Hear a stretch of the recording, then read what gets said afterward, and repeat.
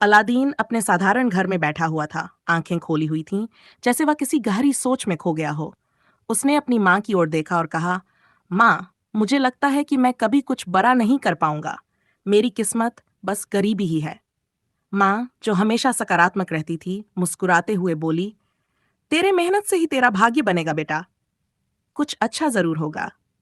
अग्राबाह की सड़कों पर एक रहस्यमय आदमी मुस्तफा अलादीन के पास आया और उसे बड़े ध्यान से देखा।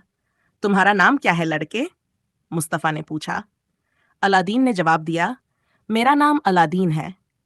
मुस्तफा पास आकर फुसफुसाया, तुम एक आम लड़के हो, लेकिन मुझे तुम में कुछ खास दिखाई देता है।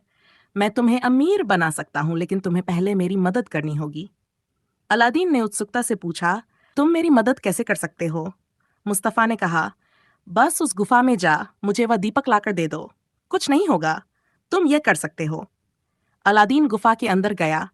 गुफा में एक प्राचीन दीपक पर से धूल झाड़ते हुए अलादीन ने देखा कि एक जिन्न प्रकट हुआ। क्या हुक्म है मालिक? जिन्न ने कहा। अलादीन चौंकते हुए बोला, तुम सच में जादू कर सकते हो? जिन्न ने शांति से उत्तर दिया, हाँ, मैं तुम्हारी इच्छाएं पूरी करूंगा। अलादीन गुफा से बाहर निकला और मुस्तफा का असली चेहरा सामने आया।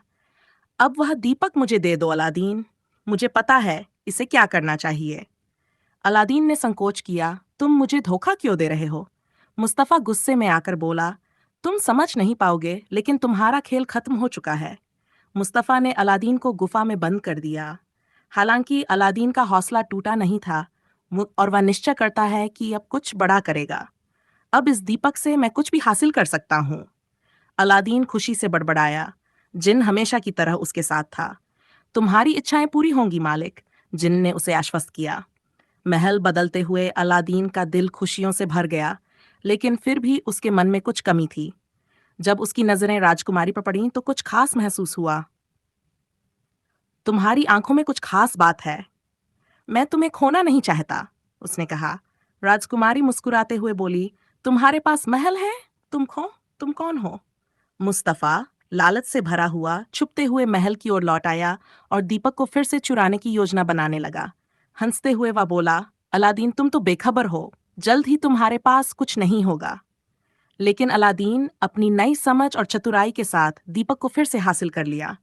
मुझे अब धोखा मत दो मुस्तफा, अब मैं समझदार हो चुका हूँ, अलादीन ने कहा। मुस्तफा हैरान होकर बोला, तुमने ये कैसे किया? अलादीन मुस्कुराया, यह मेरा खेल था मुस्तफा, अब तुम्हारी बारी है। मुस्तफा हारकर पराजित हुआ और अलादीन और राजकुमारी एक साथ खड़े हुए। हम हमेशा एक दूसरे के साथ रहेंगे, अब कोई हमें अलग नहीं कर सकता, अलादीन ने संकल्प लिया। राजकुमारी ने सहमति जताई, तुम्हारी समझ और अच्छे इरादों ने हमें बचा लिया। खुशहाल दिन बिताते हुए अलादीन ने महसूस किया, जादू से ज्यादा सत्य और मेहनत सबसे बड़ी शक्तियां हैं।